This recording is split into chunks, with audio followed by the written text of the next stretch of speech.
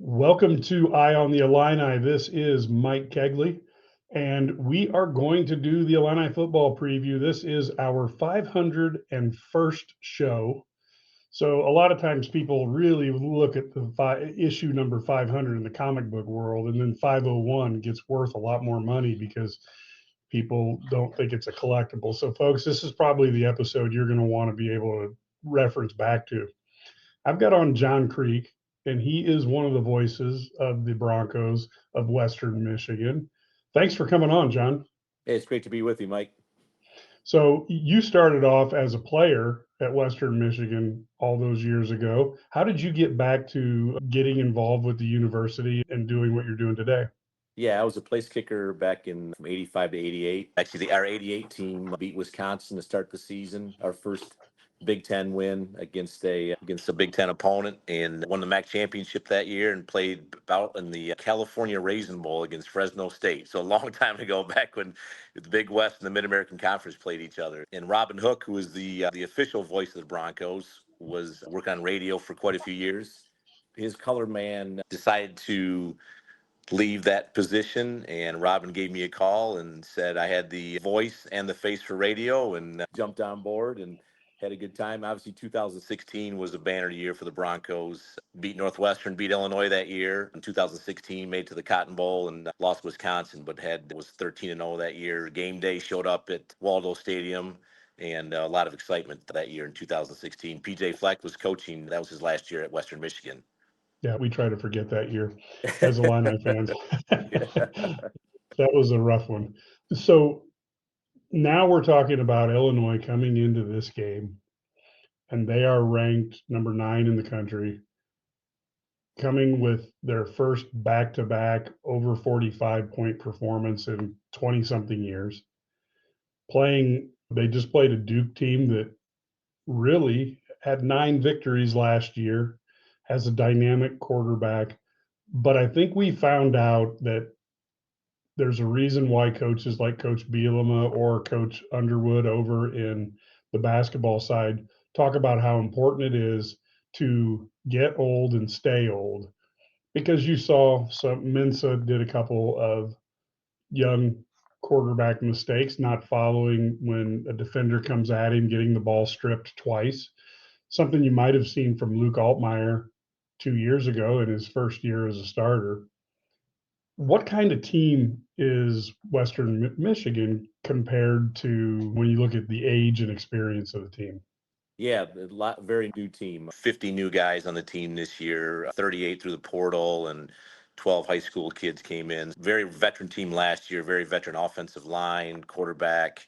So a brand new team, which is the standard in the Mid-American Conference and Group of Five football now, because your better players, just the way it is now, are probably going to leave to other Power Four schools to either to cash a check or to try to get their way to the NFL. Although the Western Michigan is not a bad place to get to the NFL. Just ask Marshawn Nealon, who obviously with the Cowboys getting some playing time there now, with the defensive end going to the Packers, with Parsons going to the Packers. But yes, the Broncos, new team, new offensive line, new quarterback, a lot of new wide receivers. So really the offense is almost brand new, except for really Jalen Buckley, Batavia, Illinois grad from Batavia. He's the workhorse for the Broncos in a run game, but just a lot of new faces on both sides of the ball for Western Michigan this year. Yeah, and it is interesting. You look at a team that the youth, you're not getting to see the fruits of the work sometimes there because the guys move on. And even at Illinois, you had one of the running backs go to Georgia, and you would have loved to have seen what could he have contributed this year and add to it. That's the one thing about the portal that you feel like you miss. On the other hand, you also get to restock quicker and you get to fill in key holes. So I guess the portal giveth and the portal taketh away. When you look at this, originally you saw this game, it was announced a few years ago. How has the perception of Illinois changed, let's say, from early in Brett Bielema's career to now from the outside? When we looked at this game, we opened up with Michigan State on week one, and played a really good North Texas team out of the American Athletic last week. North Texas was number 3 in the nation last year, and in average yards per game. So Broncos have played pretty two dynamic teams, but Illinois is a whole different matter. And Altmaier, I think, is one of the best, if not the best, returning quarterback in the Big Ten. He's got some skill sets. And I think the biggest thing that I see from Illinois is their defense is really make some big steps forward. That Duke team was a dynamic team, and holding them to under 20, 25 points was a big win for Illinois. So it's going to be one of those things where Illinois has the ball, just can't give up big chunk plays. That's probably the biggest thing that Western did for 3 quarters, almost 3.5 quarters against North Texas on Saturday. But at the end and overtime, that just seemed to be something that kind of got wore down, and North Texas kind of slings it all over the place. And their head coach was a Mike Leach disciple from the Washington State, Mississippi State days. I think Illinois is going to just do their stuff. And I think the big thing that Coach Taylor talked about in the press conference today was Western's just got to be Western. No matter if they play in Michigan State, North Texas, Toledo, whoever they're playing, Illinois, they just got to be themselves. Obviously, a big underdog going in the game, but if they can run the ball decent against Illinois, I think they've got a chance to compete. It's one of those things like any time when a MAC and a Big Ten team play, how you beat West Virginia last week. Again, the game was down in Athens. There's some MAC teams that have competed on the big stage. So Broncos will try to do that again on Saturday against Illinois. So for Illini fans, we go through this weekly with an expert from the other side. When you look at the offense of Western Michigan, who should the Illini be looking at, and how should they feel about the quarterback and the backfield as a whole? Yeah, kind of been a two quarterback system so far with Brady Jones and Brock Lowry. Brady's more of the throwing quarterback. He got the start both against Michigan State and against North Texas last week. Brock came in the second half for some series against Michigan State and actually came in the first quarter against North Texas on Saturday. It actually did a nice job running the ball, had a couple decent throws. So it'll be interesting to see what Coach Taylor does going forward. He keeps talking about he's one of those guys to step forward and be the guy, but really neither of them has done that. So you probably see both quarterbacks playing. Brady can throw a little bit, can spin it pretty good. He's a junior college transfer from California, just arrived on campus in January. And then Brock was a transfer last year from Indiana and sat behind the starting quarterback last year, played a little bit in the run game, goal line situations, fourth down situations. You probably see that again on Saturday. And then probably the bell cow for Western Michigan is Jalen Buckley. He's just a dude. Was freshman MAC player of the year, was injured, banged up a little bit last year, still ended up with over 700 yards rushing. But he's actually grown into a pretty 6 feet, he's about 225 now, put on about 20 pounds since he's been in Kalamazoo. So he's going to be the guy. Devin Miles, junior college running back, also from the state of Illinois, will be number 5, will be in the backfield with, usually it's one or the other. Sometimes they'll go two backs, be Devin.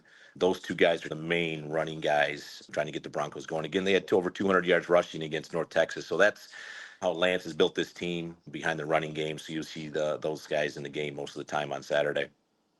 Now, when it comes to an offensive line that they're running behind, how good is that offensive line that the defensive line will be going up against? Yeah, that's a work in progress. That's a young part. They had Jacob Gideon and Addison West, two guys who had shots at the NFL, were in training camp in the last cuts. In fact, I think Addison made the 53-man roster. But Adam Vandervest, a senior from Wisconsin, is left tackle. He had a good game last week against North Texas. Coach Taylor talked about him in the press conference. Jeremy Schleicher, a young guy, center, little undersized at about 285. Gavin Dabo is a guard. Hunter Whitenock actually transferred from Illinois. Yeah, so Hunter's a monster. He sticks out in the huddle for sure at 6'6", about 360. So he's actually come on, got to Kalamazoo obviously in January, and then went through spring ball, and so he's getting some more playing time.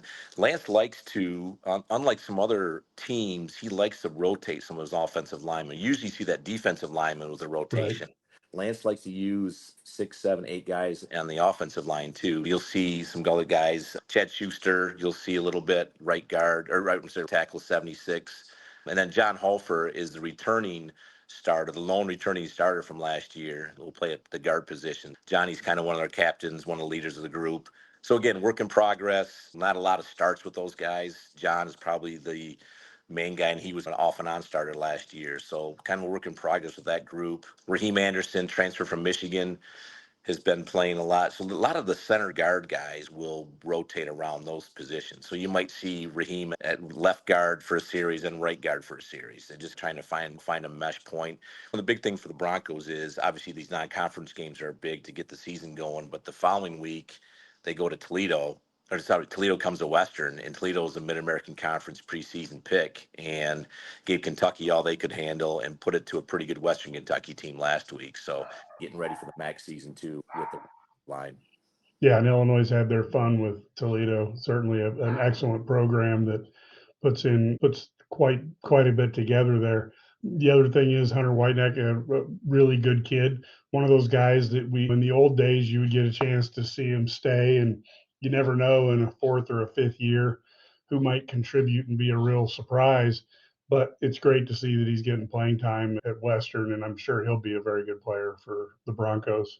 Out on the edges, wide receiver and tight end, are there any weapons out there that the Illini fans should be paying attention to, and maybe a few names that we might hear?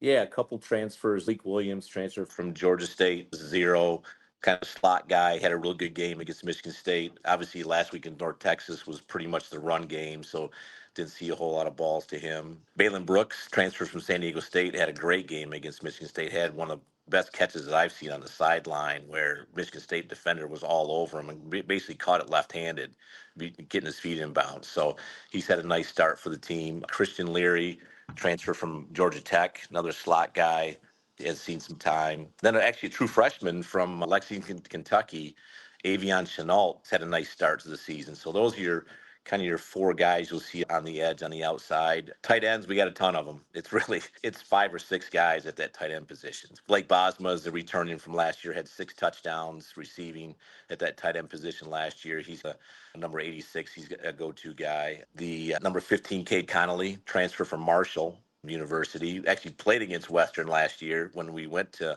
Huntington. He's a Williamson, Michigan, a local guy that transferred. So those two are kind of your main tight ends. Marion Rabowski, number 7, was a all-state quarterback at River Rouge High School, which is one of the premier high school programs in the state of Michigan. Won 2 state championships, came to Western as a quarterback. About year 2, they moved him.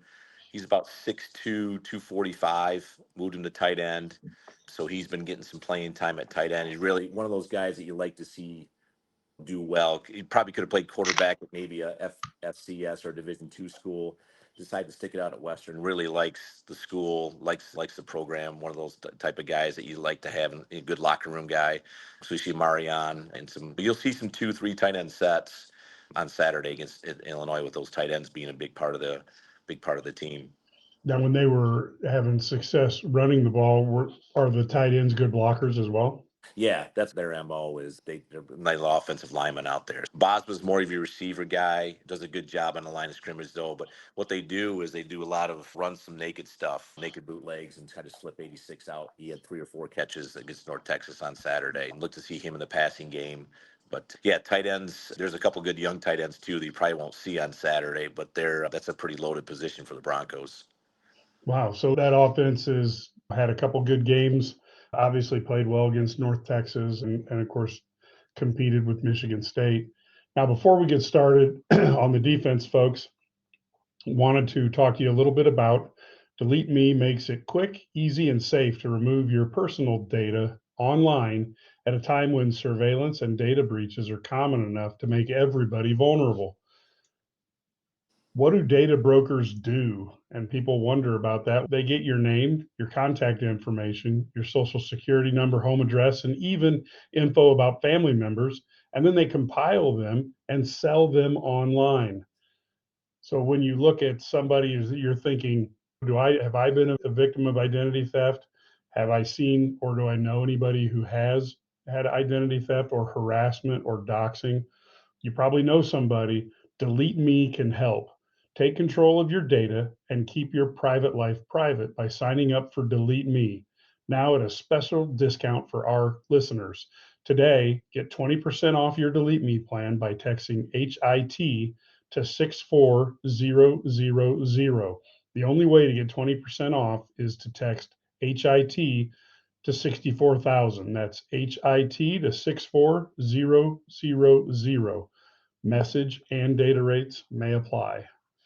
All right, sir. Had to get that. Got to pay the bills here. So when we look at the defense, this is a team that held Michigan State and Childs, who's a very well regarded quarterback, held him to 23 points. That's something that immediately caught my eye.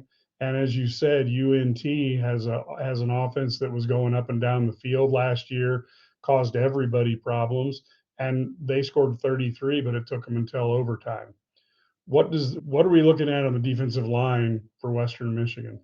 Well, we got two dudes at defensive ends. We really hit the portal pretty hard there. Nadane Tucker from Houston, 6'2", 250 against Michigan State, had 2 sacks, 2 TFLs, had a strip sack. Wow.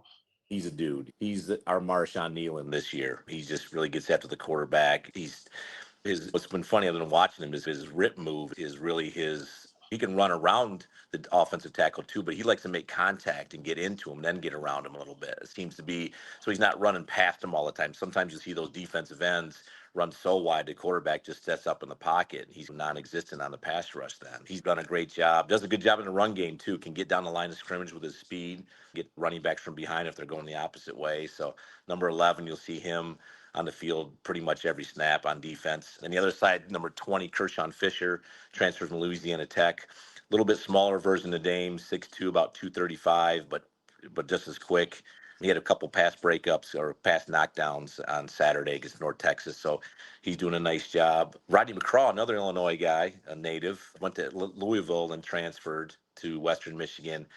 Played defensive end last year, but those two guys solidified that spot. So they moved him inside a little bit. So he'll play, you'll see him at defensive tackle. A lot of times on second long, third long, they'll bring Rodney in. So they got 3 pass rushers on the Oh, defense. wow. Yeah, so it's nice, 99. You're going to see him. It's got the dreads, got the long hair out of the helmet. He's pretty noticeable there. Done a nice job. Marcel Tyler, defensive tackle. He transferred from Iowa Western Community College last year.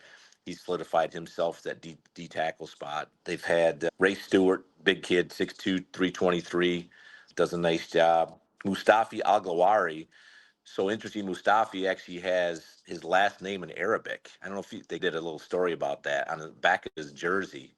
So he's got Arabic letters on his name. Oh, So okay.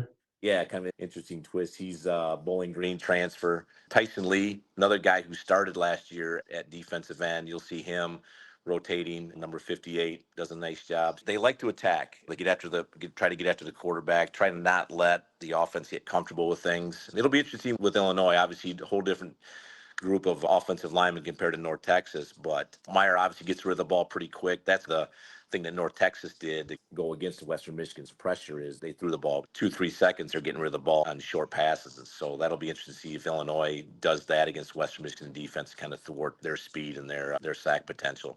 Yeah, the first half, early in the first 2 drives of the Duke game, Duke's defense gave Illinois a tremendous amount of problems.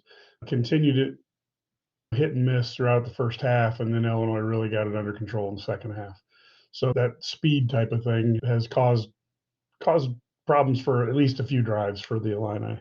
At the linebacker position, how strong is that unit for Western? Yeah, that's an interesting piece. Dominic Moon, who was a starter last year, is injured, a week by week type situation. So Dominic, he was a Purdue transfer last year, has not played at all this year. So the Broncos actually run a 4-2-5. So only two middle linebackers.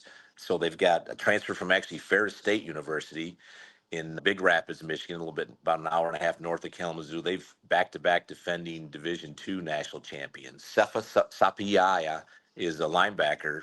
Number 10, you'll see him on the field. And James Camden, transfer from Cincinnati, another inside linebacker, number 9. See him. So those two guys, along with Dylan Moore, number 12, are be pretty much the 3 linebackers you're going to see on the field. The Broncos like to use those 5 defensive backs to help out those linebackers, but it's a read situation with the linebackers. Usually when they're blitzing, a lot of times it's blitzing the corners of the safeties, and the backers are staying in there 8 to 10 yard, trying to cut off the middle of the field a little bit. But that's been a work in progress too. All new linebackers coming in this year. Not too many starters returning on the defensive side of the ball at that position. Yeah, and that's a position that in the past we see so many stars come out of just out of nowhere with those athletic linebackers being spread out across the country. In the defensive backfield, Illinois has started to see we're seeing Hank Beatty really separate himself from a lot of people, even across the country, with his overall yards for wide receiver for Illinois. What do we have in terms of DBs that are going to be out there covering the Illini receivers? Yes, you can see much of a nickel package most of the time. So defense led by Tate Halleck had a pick six against Michigan State. Was actually a Michigan State transfer a couple of years ago. So a neat scene there at Spartan Stadium with him getting a pick six. His dad, Ty Halleck, played at Michigan State, then played for the Lions. His brother played at Michigan State. His sister actually is playing basketball and right now at Michigan State. So I told him after the game, I said that's a lot of will call tickets to leave for the Spartans for family and friends. So he's a 3-year starter, 60-year guy.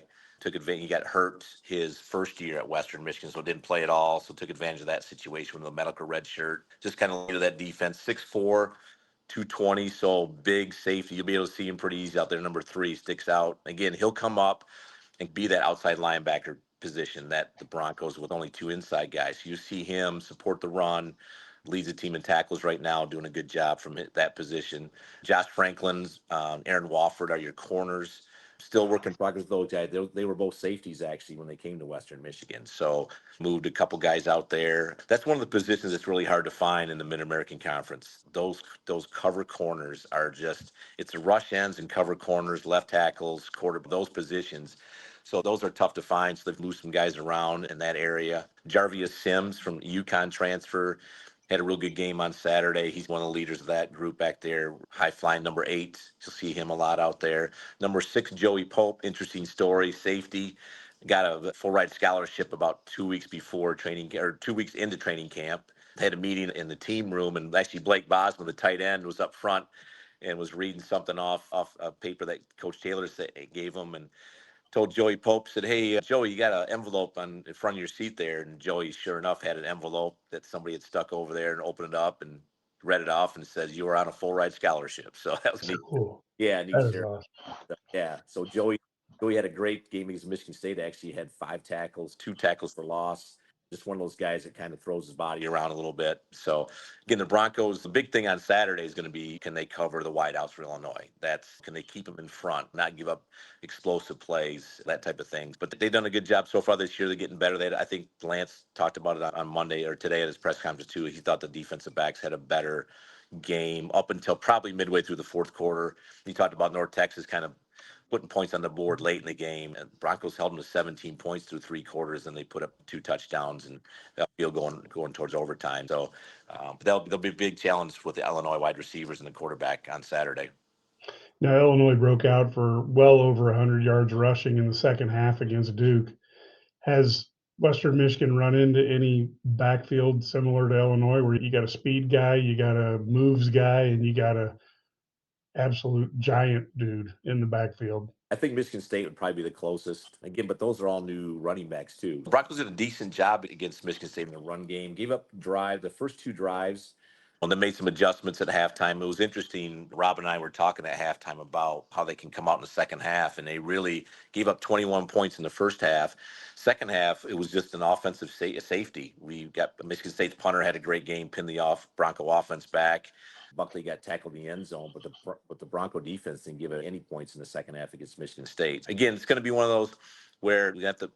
I think Illinois probably is going to try to establish a run. I would think. Obviously, the quarterback's kind of their guy, but I think that's what Bielema wants to do, to let those guys know, hey, we want to run the ball. And the offensive line, they'd rather run block than pass block anyways. They want to get downhill. So I think you'll see the Broncos have to fight off that run game early in the first or second quarter against Illinois on Saturday.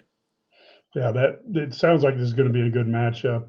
Illinois is going to need to get the offensive line going, and of course, the ability to run the ball certainly opens up the pass for, as people have known for 60 years in football. When it comes to the special teams, how are the kicking and the punting game for the Broncos? Well, Palmer Domsky, another Illinois native, was MAC Special Teams Player of the Week. So he had 3 field goals and 3 extra points against North Texas. All the field goals were over 40 yards. You had a 40, Oh, wow. yeah, 40, 43, and a 48-yarder in overtime. So it's good to see Palmer. He had a little bit of an injury preseason, didn't kick in the first game against Michigan State, and then had a great game. Kickoff specialist is Hunter Smith, transferred from Florida. So Hunter's been doing a good job. The Broncos, crazy stat, Mike. The Broncos last year had 2 touchbacks the whole season, and Wow.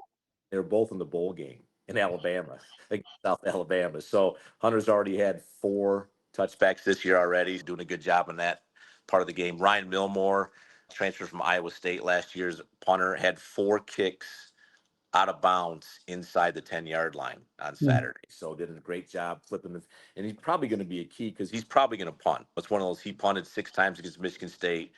The Broncos are going to have some success, but Illinois is going to stop Western Michigan sometime on defense, and they're going to have to Hunter or Ryan's going to have to get in there and punt the ball a little bit. So he's averaging about 44 yards a punt, doing a great job of kicking the ball not only down the field but towards the sidelines, so the punt returner doesn't have room to run. Snap AJ Todd, great snapper. This is his 3rd year start for the Broncos, doing a fantastic job in that. And again, when you talk to Robin Hook, our voice of the Broncos, if you don't mention his name, things are going well. That's that Yeah. one position, right? That you don't want to hear his name too often. Besides AJ, good snap back to Ryan, because Ryan's a holder. So you see the punter out there. So it's 37, Domsky, 25 is Milmore, and 46 is AJ. Then the coverage units have been doing a pretty good job too. Not anything spectacular, not giving up any big plays, not any big plays on the kick return, the punt return game yet. Although I think actually we had a kind of crazy kickoff return on Saturday where it was a kind of medium kick to the 15 or 20-yard line. The up back was going backwards. The deep back, Devin Miles, was coming forward, and Moore, 84, ended up catching the ball going backwards, got knocked around, picked the ball up, and then went up 51 yards up the sideline. That was probably our best kickoff return of the season so far. But Broncos usually pretty solid. Coach Sabach, special teams coordinator, has been around for a long time, doing a great job, and so they'll be pretty solid in that unit on Saturday. Yeah, Illinois probably got a coach who's drawing that one up just to make sure it's not a fake. No, that's good. So we've got a team here that obviously Illinois is favored, coming in on a little bit of a roll. They're one of the longest winning streaks in the country right now. What do you foresee? How do you see the game going? Let's say maybe the way Western Michigan coaches want it to go, and then what do you see like the problematic way the game could go? Yeah, I think the big thing is Western has to run the ball. That's how they're built. Buckley and Devin Miles and the running quarterback Brock Lowry. They need to establish the run because they don't want Illinois' defensive front teeing off on the quarterback early in the game. So if they can get Buckley established, and again, it's not 10, 12, 14 yards, it's 3 yards, it's 6 yards, it's 5 yards. So you get in those third and short situations where you can run the ball on third down. What the Broncos do a good job on third down runs, less than 2 or 3 yards, they're pretty successful with that. So if they can get in those third and manageable situations, I think they'll be successful. They did a good job against Michigan State early in the game too, throwing the ball downfield. They've got some decent speed. We talked about Zero Talik Williams on the outside and Baden Brooks doing a good job getting downfield. So I think running the ball, mixing the pass, trying to get the tight ends involved. That's one thing they didn't do against Michigan State, and the Spartans took away the tight ends for most of the game. So I think that'll be key if they can get some in tight end play out of Bosma and those guys. I think it's going to be obviously the front seven for Illinois is pretty good. You know, they proved that against Duke. That's a pretty explosive Duke offense. Like you said, one of the best quarterbacks in the ACC, and the defense clamped down on them pretty good. So I think that's something that the Broncos are going to have to, and they're going to have success maybe here and there. And then field position.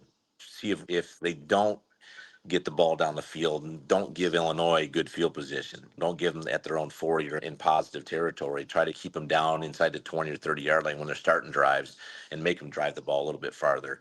On the defensive side of the ball, I think the speed on the outside is always the MAC Big Ten matchups is the speed difference a lot of times. So I think that's from the wideouts for Illinois and the defensive backs for Western Michigan. Just got to keep in front. You maybe give up a 6 or 8 yard play, but don't give up the big chunk plays. The crossing patterns are always interesting when you've got wide receivers like Illinois does when they're running routes and trying to get a pass rush. You got to get to the Illinois quarterback to get him off his mark a little bit to make him uncomfortable, although he's pretty good when he scrambles too. But try to get to him early, try to maybe not sack him, but get the arms up, maybe get something knocked down, maybe get a hurry here and there. And then the special teams unit, the kicking game is going to be huge. That's that when you have it, when you go up against a Big Ten team, you're gonna see your punter, hopefully your field goal kicker's got some opportunities.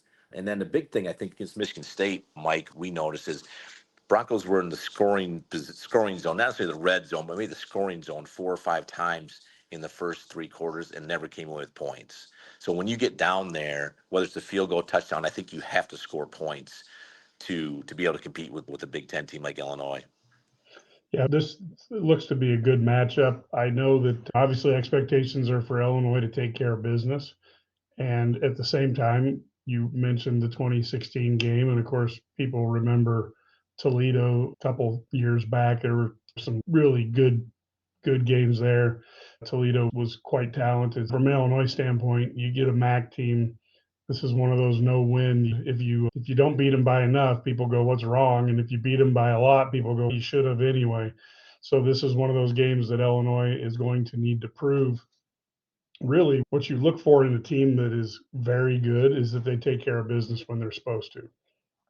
That's one of the hardest things to achieve in sports. I used to laugh when people would say, Phil Jackson, he's a good coach, but he's got all these great players on his teams. And I always thought to myself, if you're supposed to win championships and you win championships, got to be something going on there that's a positive. And Illinois needs to go out and play a disciplined game and win impressively against a team here. The other thing that you don't want to see Illinois doing is looking forward to that Indiana game, which was announced today is going to be on at 6:30 Central on Saturday night, a week after playing Western Michigan here. Illinois knows that to make that game look good, you got to play well against Western Michigan. So it should be a great tilt. Any final words or anything, John, from your end to the Illini fans?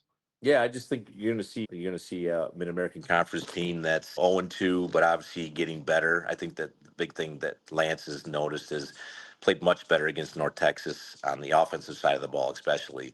Yeah, I think you just see a good effort from the guys. Obviously, they know they're big underdogs coming in the game, but they're always excited because a lot of these guys maybe played in the Big Ten at one time or tried to play in the Big Ten, didn't get a whole lot of playing time, and came to the Mid American Conference. They know the spotlight's on this game, playing in the Big Ten stadium. I would imagine pretty good crowd for a Saturday night game with Illinois being number 9, 2-0, and having the success they'd had lately. So these guys, Western Michigan seats about 25,000. Had a pretty good crowd on Saturday, but they're always looking forward to going to these games, and it's a cool stadium. I remember in 2016 when we went down there. It's just a great place to play.